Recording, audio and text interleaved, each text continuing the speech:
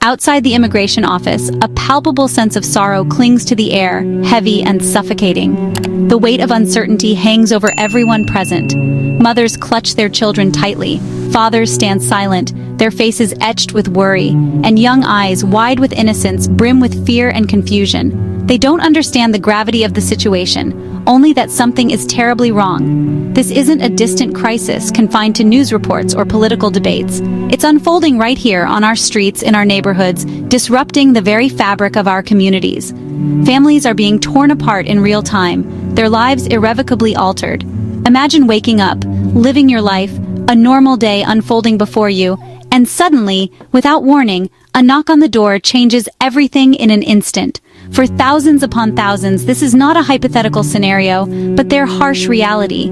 The chaos is palpable everywhere you look, a whirlwind of fear and desperation. Frantic calls are made, desperate searches for any kind of help or legal recourse, and advocates are trying their best to comfort the inconsolable, offering what little solace they can. Every new arrival, every fresh face filled with anxiety, joins a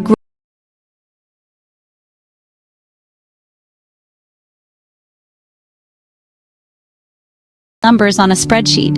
There are neighbors, our friends, our mothers and fathers, our sons and daughters. The raw heartbreak etched on these steps is a stark testament to dreams crushed underfoot and futures rendered uncertain, hanging precariously in the balance. As a nation, as a society that prides itself on justice and equality, we must ask ourselves, is this truly who we are? Is this the legacy we want to leave behind? Will we stand idly by, silent witnesses to this injustice, or will we stand up together for compassion, for justice, and for the fundamental human rights of all? Why this sudden surge of fear gripping communities across the nation? What's driving this palpable sense of unease? The answer lies in the fact that ICE has significantly ramped up its enforcement activities nationwide. We're seeing an increase in operations and a broader scope of targets. These raids are no longer exclusively targeting individuals with serious criminal records. Now, they ensnare parents, hardworking individuals, and long-term residents who have built their lives here. Pre-dawn arrests, often conducted with startling force, workplace sweeps that disrupt lives and livelihoods, and calculated ambushes at routine check-ins have become a disturbingly common occurrence. What was once seen as compliance with the law has insidiously turned into a trap, eroding the vital trust between communities and authorities, and tragically pushing people further into the shadows, away from help and support. The official line, repeated in press conferences and statements, emphasizes security as the primary justification, but the on-the-ground reality paints a different picture. Widespread fear and anxiety, and deeply destabilized communities struggling to cope with the constant threat of separation. Children are left behind, facing unimaginable trauma and uncertainty. Businesses struggle to stay afloat, crippled by the loss of essential workers, and entire neighborhoods are gripped by a pervasive sense of anxiety and fear.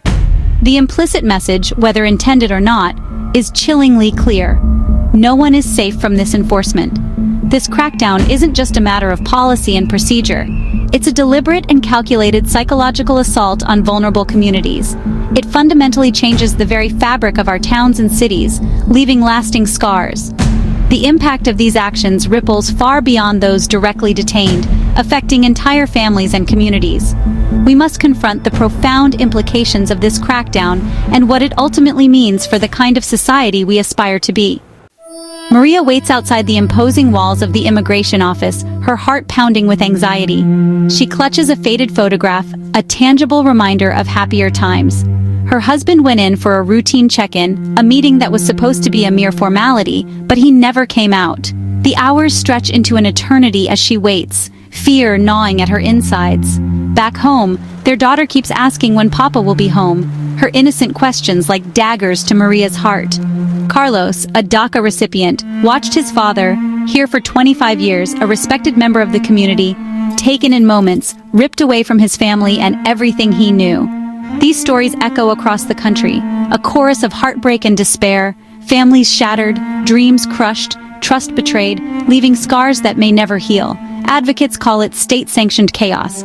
People with no criminal history, contributing members of society, pillars of their communities, the very fabric of our neighborhoods, targeted and denied due process. their fundamental rights trampled upon. Knowing your rights is crucial.